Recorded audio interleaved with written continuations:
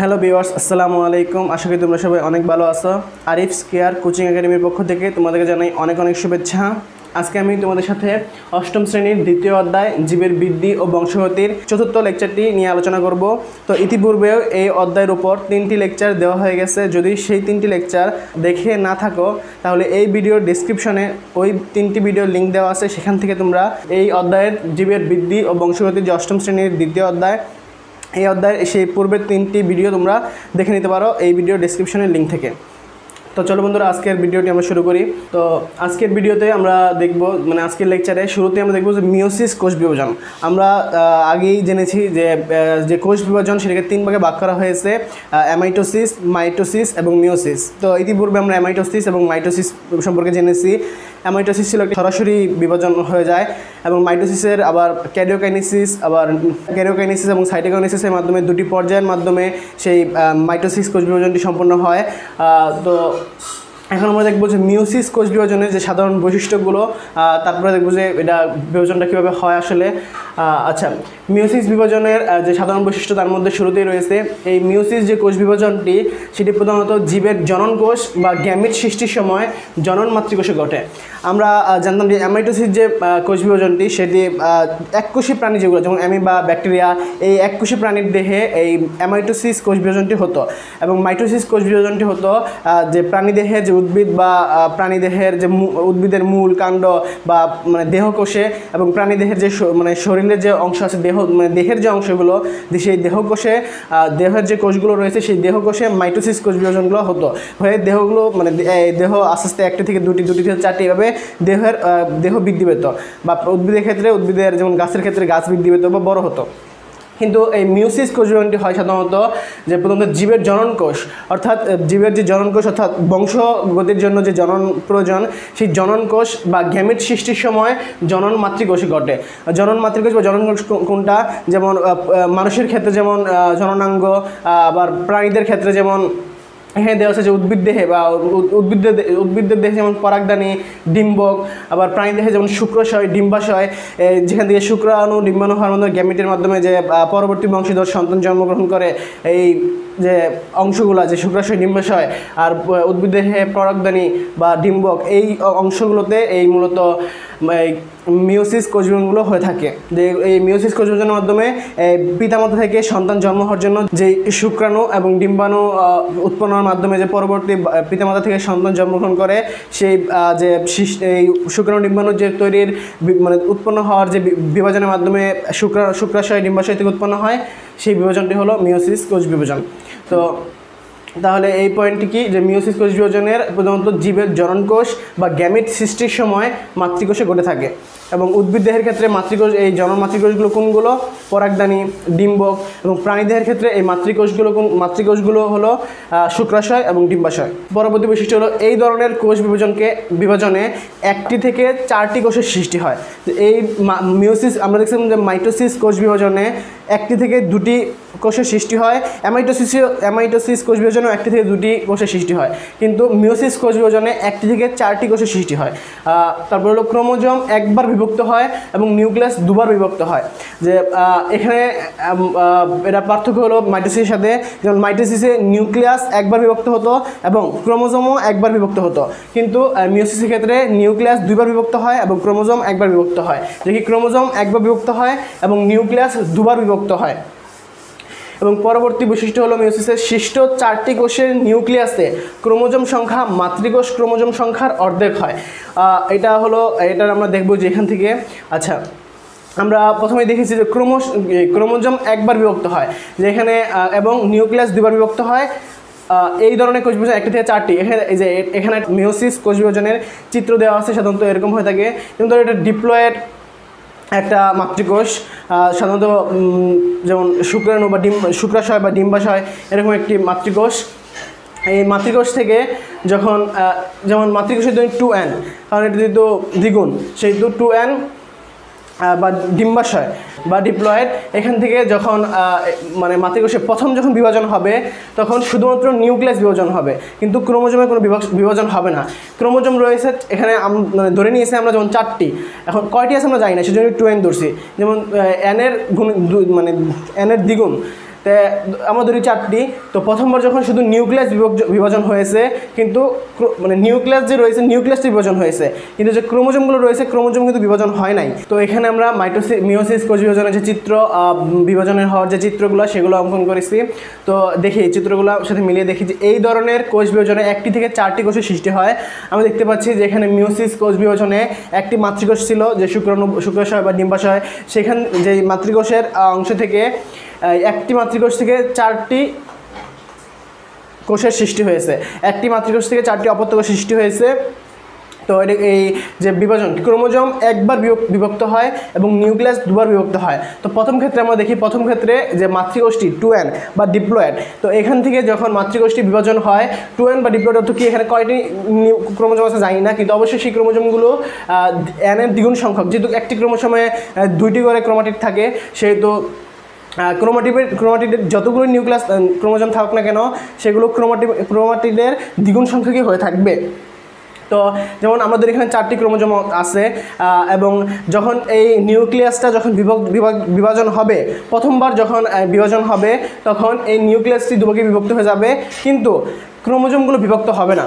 ক্রোমোজোমগুলো বিভক্ত না হওয়ার কারণে যে এখানে যেহেতু 4টি ক্রোমোজোম রয়েছে, 2টি ক্রোমোজোম একটি মানে নিউক্লিয়াস যেহেতু দুভাগে বিভক্ত হয়ে গেছে, এক ভাগে 2টি ক্রোমোজোম এবং আরেক ভাগে অন্য 2টি ক্রোমোজোম চলে যাবে। তো এই 2টি ক্রোমোজোম এবং 2টি ক্রোমোজোমে 2টি অংশ হয়ে যাবে, মানে 2টি নতুন কোষ সৃষ্টি হবে। কিন্তু এখানে যে ক্রোমোজোম সংখ্যা, এই মাতৃকোষের ক্রোমোজোম সংখ্যা কিন্তু অর্ধেক। এখানে রয়েছে 2টি ক্রোমোজোম সংখ্যা এবং মাতৃকোষে রয়েছে 4টি ক্রোমোজোম সংখ্যা। এখানে ক্রোমোজোম থেকে মানে মাতৃক্রোমোজোম থেকে যখন অপত্য ক্রোমোজোম সৃষ্টি হলো, তখন অপত্য ক্রোমোজোমে 2টি করে নিউক্লিয়াস। তো মাতৃকোষ থেকে যখন প্রথমবার নিউক্লিয়াস বিভাজনের পরে যে 2টি নতুন কোষ সৃষ্টি হলো, সেই 2টি নতুন কোষে যে ক্রোমোজোম সংখ্যা হলো 2টি করে, এবং মাতৃকোষের ক্রোমোজোম হলো 4টি। অর্থাৎ মাতৃকোষের ক্রোমোজোম সংখ্যার অর্ধেক ক্রোমোজোম সংখ্যা প্রথম বিভাজনের ক্ষেত্রে মানে থাকলো।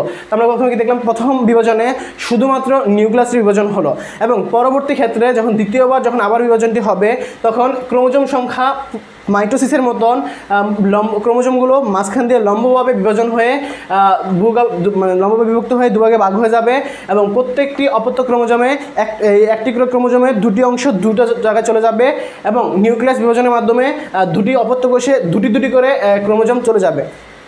তো এখানে দেখা যাচ্ছে যে ক্রোমোজোমগুলো বিভক্ত হয়েছে এবং নিউক্লিয়াসও বিভক্ত হয়েছে। এই 2 নম্বর যে বিভাজনটা বা এটাকে সাধারণত মিওসিস 1 এবং মিওসিস 2 এভাবে চিহ্নিত করা হয়। তো মিওসিস 2-এ দেখা যাচ্ছে যে এটি মাইটোসিসের অনুরূপ, মাইটোসিস যেরকম বিভাজন হয়েছে সেরকমভাবে বিভাজন হয়েছে। আমরা জানি মাইটোসিসের ডিপ্লয়েড থেকে ডিপ্লয়েড বা হ্যাপ্লয়েড থেকে হ্যাপ্লয়েড হয়ে থাকে, সেখানে হ্যাপ্লয়েড থেকে হ্যাপ্লয়েড হয়েছে। কিন্তু প্রথম ক্ষেত্রে যেহেতু 2n সংখ্যক থেকে n সংখ্যক, অর্থাৎ এখানে এখন প্রথম যখন মিওসিস 1 যখন হয়েছে, তখন মাতৃকোষ থেকে যে অপত্য কোষগুলো সৃষ্টি হয়েছে, সেখানে অপত্য কোষের ক্রোমোজোম সংখ্যা মাতৃকোষের ক্রোমোজোম সংখ্যার অর্ধেক হয়ে গেছে। এবং দ্বিতীয় ক্ষেত্রে অপত্য কোষের ক্রোমোজোম সংখ্যা যে মানে প্রথম অপত্য কোষ ছিল তার সমান রয়েছে ক্রোমোজোম সংখ্যাগুলো, 2টি ছিল, এখানে 2টি করে প্রত্যেকটাতে আছে। কিন্তু একদম মানে পুরোপুরি মিওসিস বিভাজনের শেষে দেখা যায় যে 1টি থেকে 4টি অপত্য কোষ সৃষ্টি হয়েছে, এবং মাতৃকোষে ছিল 2n সংখ্যক মানে ডিপ্লয়েড বা 2n সংখ্যক ছিল, এবং অপত্য কোষগুলোতে n সংখ্যক। অর্থাৎ মাতৃকোষের 2nকে 2 দ্বারা ভাগ করলে অর্থাৎ অর্ধেক সংখ্যক ক্রোমোজোমগুলো রয়েছে অপত্য ক্রোমোজোমে। এই যে ক্রোমোজোমে একবার বিভক্ত হয় এবং নিউক্লিয়াস দুবার বিভক্ত হয়, যে ক্রোমোজোমে একবার বিভক্ত হয় মিওসিস 2-এ, এবং নিউক্লিয়াস দুবার মিওসিস 1 ও 2-এ দুবার বিভক্ত হয় মানে বিভাজন হয়। এবং এই ধরনের কোষ বিভাজনে 1টি থেকে 4টি কোষের সৃষ্টি হয়, এবং সৃষ্ট 4টি কোষের নিউক্লিয়াসে, যেমন এগুলো তো প্রত্যেকটি নিউক্লিয়াস, সৃষ্ট 4টি কোষের নিউক্লিয়াসে মাতৃকোষের ক্রোমোজোম সংখ্যার অর্ধেক হয়। অর্থাৎ নিউক্লিয়াসের ক্রোমোজোম সংখ্যা, সৃষ্ট 4টি কোষের ক্রোমোজোম সংখ্যা মাতৃকোষের ক্রোমোজোম সংখ্যার অর্ধেক হয়। এক্ষেত্রে কি সৃষ্ট 4টি কোষের ক্রোমোজোম সংখ্যা 2টি করে এবং মাতৃকোষের ক্রোমোজোম সংখ্যা 4টি, তাহলে কি 4টির অর্ধেক 2টি, অর্থাৎ সৃষ্ট ক্রোমোজোম সংখ্যা যে নিউক্লিয়াস সৃষ্ট যে 4টি কোষের যে নিউক্লিয়াসের ক্রোমোজোম রয়েছে সেগুলো যে n সংখ্যক, সেগুলো মাতৃকোষের ক্রোমোজোম সংখ্যা 2n সংখ্যকের অর্ধেক হয়। আশা করি তোমরা এগুলো বুঝতে পেরেছো। এবং যেহেতু এই সৃষ্ট 4টি কোষের নিউক্লিয়াসের ক্রোমোজোম সংখ্যা মাতৃকোষের অর্ধেক হয়, সেজন্য এই জন্য মিওসিসকে হ্রাসমূলক বিভাজনও বলা হয়। যেহেতু কমে যাচ্ছে, যে আগে ছিল 4টি মানে মাতৃকোষে যে পরিমাণ ছিল মাতৃকোষে 2n পরিমাণ ছিল এবং অপত্য কোষগুলোতে n পরিমাণ, মানে অর্ধেক হয়ে গেছে। সেই জন্য এটাকে হ্রাসমূলক, যদি কমে গেছে হ্রাসমূলক বিভাজন বলা হয়। আমরা দেখছি মাইটোসিস বিভাজনের ক্ষেত্রে যেহেতু ক্রোমোজোম সংখ্যা মাতৃকোষের ক্রোমোজোম সংখ্যা এবং অপত্য কোষের ক্রোমোজোম সংখ্যা সমান থাকতো, সেগুলো সমবিভাজনে বলা হয়ে থাকতো। এই জন্য যে হয়তো প্রশ্ন আসতে পারে যে মিওসিসকে হ্রাসমূলক বিভাজন কেন বলা হয়। মূলত এটাই যে মাতৃকোষে যে নিউক্লিয়াসগুলো থাকে, যে অপত্য কোষের নিউক্লিয়াস সংখ্যাগুলো মাতৃকোষের নিউক্লিয়াস সংখ্যার অর্ধেক হয়, এর জন্য একে হ্রাসমূলক বিভাজন বলা হয়ে থাকে। আশা করি তোমরা মিওসিস কোষ বিভাজনের বৈশিষ্ট্যগুলো এটা বুঝতে পেরেছো। এবং সর্বশেষ আমরা দেখেছি যে ডিপ্লয়েড থেকে 2n থেকে এই জিনিসটা এখানে চিত্র সারা, মানে ওই যে ক্রোমোজোমগুলো সারা যে 2n ছিল, মাতৃকোষে 2n ছিল এবং প্রথম বিভাজনের ক্ষেত্রে 2n এর অর্ধেক হয়ে গেছে, তো n হয়ে গেছে প্রথম মিওসিস 1-এ, এবং পরবর্তীতে সমবিভাজন, এখানে হয়েছে সমবিভাজন এবং এখানে হয়েছে হ্রাসমূলক বিভাজন। কিন্তু যেহেতু অর্থাৎ সমবিভাজন মানে এটা মাইটোসিসের অনুরূপ এবং এটা মাইটোসিসের অনুরূপ নয়, এবং সম্পূর্ণটা যেহেতু মিওসিস বিভাজন, মিওসিসের মানে একদম সরাসরি লাস্ট যে প্রোডাক্টটা সেটি হলো 1টি থেকে 4টি, এবং 1টি থেকে 4টি যখন হয়েছে তখন এখানে ক্রোমোজোম সংখ্যা অর্ধেক হয়ে গেছে। আশা করি তোমরা এই জীবের বৃদ্ধি এবং যে মিওসিস কোষ বিভাজনটি সেটা সাধারণ বৈশিষ্ট্যগুলো বুঝতে পেরেছো। তো বন্ধুরা, আমরা এই মতো দেখলাম যে মিওসিস কোষ বিভাজনের যে সাধারণ বৈশিষ্ট্যগুলো সেগুলো দেখলাম যে কীভাবে হয় বা কী হ্রাসমূলক বিভাজন কেন বলা হয়, সাধারণ বৈশিষ্ট্যগুলো দেখলাম। এবার আমরা দেখবো যে আসলে আমরা একটা জিনিস শুধু মানে মিওসিসের গুরুত্ব কী। যেমন মাইটোসিস যেমন 1টি থেকে 2টি উৎপন্ন হয়, কিন্তু মিওসিসের ক্ষেত্রে দেখা যায় অনেক জটিলভাবে 1টি থেকে 2, মানে একবার ক্রোমোজোম, আবার একবার নিউক্লিয়াস, দুবার নিউক্লিয়াস, মানে শুধু এরকম হ্রাসমূলক বিভাজন করার দরকারটা কী। আসলে এই মিওসিস কোষের গুরুত্বটা বা এটাই আমরা এখন দেখব যে মিওসিসের গুরুত্ব। তো আমরা জানি সাধারণত যে বংশগতির সময় যে পিতামাতা থেকে সন্তান, আবার সন্তান থেকে তার সন্তান, এভাবে উৎপন্ন মানে জন্মগ্রহণ করে থাকে বা এইভাবে ধারাবাহিকভাবে চলতে থাকে। তো একটা জিনিস দেখার যে যদি দাদা দাদির যে মানে দেহ আছে, সেই দেহেতে যদি তার যে ক্রোমোজোম সংখ্যা, মানে কোষগুলোতে যে ক্রোমোজোম সংখ্যা যদি ডিপ্লয়েড হয়ে থাকে, 2n ডিপ্লয়েড হয়ে থাকে, দেখা যায় যে তার সন্তান যারা বা অর্থাৎ বাবা মা যারা, তাদের দেহেও ক্রোমোজোম সংখ্যাগুলো রয়েছে, সেই প্রত্যেকটি নিউক্লিয়াসের ক্রোমোজোম সংখ্যা সেই 2n পরিমাণই, মানে অর্থাৎ ডিপ্লয়েড। আবার তার যে সন্তান তাদেরও ডিপ্লয়েড। অর্থাৎ আমরা বংশগতির একটি বৈশিষ্ট্য, যখন বংশগতির সম্পর্কে বিস্তারিত পড়বো তখন জানবো যে বংশগতির একটি বৈশিষ্ট্য, যে বংশগতির একটি বৈশিষ্ট্য হলো যে পিতামাতা থেকে সন্তান সন্ততি এবং তার সন্তান এভাবে যে তাদের যে ক্রোমোজোমের যে বৈশিষ্ট্যগুলো আছে সেগুলো ধারাবাহিকভাবে যে পিতামাতা পাবে, তার সন্তানরা পাবে তার পিতামাতার যে কোষের বৈশিষ্ট্যগুলো ছিল সেই বৈশিষ্ট্যগুলি পাবে। যে বৈশিষ্ট্য যদি ক্রোমোজোম সংখ্যা যদি এক না হয় তাহলে বৈশিষ্ট্য এক হতো না। তো অবশ্যই যে ক্রোমোজোম সংখ্যা সেম মানে একই হয়, এটা সাধারণত আমরা সবাই জানি যে ক্রোমোজোম সংখ্যা, পিতামাতার ক্রোমোজোম সংখ্যা, সন্তান সন্ততির ক্রোমোজোম সংখ্যা একই হয়। এখন আমরা মিওসিস কোষ বিভাজনের ক্ষেত্রে দেখি কী হয়। আমরা জানি অবশ্যই শুক্রাশয় এবং ডিম্বাশয়ের মিলনের ফলেই জাইগোট উৎপন্ন হয় এবং জাইগোট দ্বারা সন্তান উৎপন্ন হয়। তো এখন শুক্রাশয় এবং ডিম্বাশয় যখন মিলন হয় বা যখন মিলন হওয়ার ক্ষেত্রে তখন শুক্রাশয় থেকে শুক্রাণু উৎপন্ন হয় এবং ডিম্বাশয় থেকে ডিম্বাণু উৎপন্ন হয় এবং সেই শুক্রাণু এবং ডিম্বাণু একত্র হয়ে জাইগোট উৎপন্ন করে।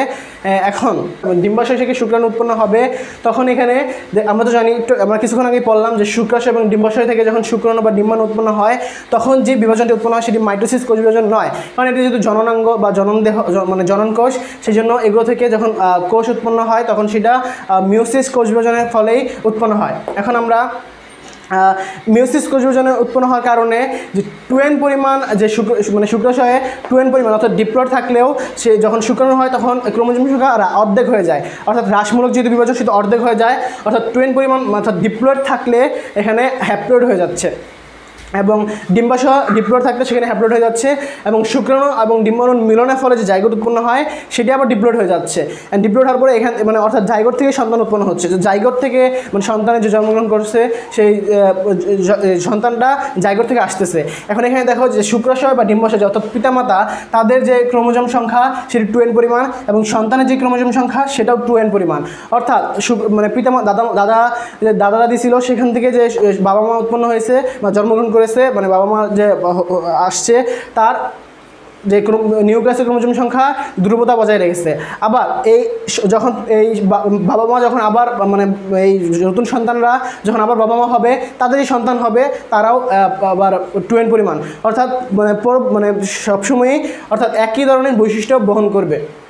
এখন আমরা যদি এখানে যে মিওসিস কোষ বিভাজনে যদি আমরা n পরিমাণ মানে অর্ধেক বিভাজন যদি না হতো, যদি শুক্রাশয় যদি 2n পরিমাণ থাকতো এবং মাইটোসিস কোষ বিভাজনে যদি হতো, তাহলে এখানে যদি 2n পরিমাণ হয়ে যেত, 2n পরিমাণ হয়ে গেলে এখানে কী হতো, যখন জাইগোট উৎপন্ন হতো 2টা এবং 2টা 4টা হয়ে যেত, এবং 4টা হয়ে গেলে তখন দেখা যেত দাদা দাদি থেকে পিতামাতা 4টা, পিতামাতা থেকে সন্তানে 8টা, আর সন্তান থেকে তার সন্তানরা 16টা, তার সন্তানরা 32টা, 64টা, 128টা, এভাবে দেখা যাবে একদম মানে কোন যখন সৃষ্টি শুরু হয়েছে তখন থেকে যে মানুষ জন্মগ্রহণ করতো এখন পর্যন্ত যে কতখানি মানে একদম ধ্রুবতার বাঁচা থাকতো না, যে ক্রোমোজোমগুলোর যে বৈশিষ্ট্য, যে একজন পিতামাতা থেকে সন্তান সন্ততি যে তার ধারাবাহিকভাবে বৈশিষ্ট্যগুলো পাবে, তার আর কোনো মানে ধ্রুবতা থাকতো না, কিছু থাকতো না।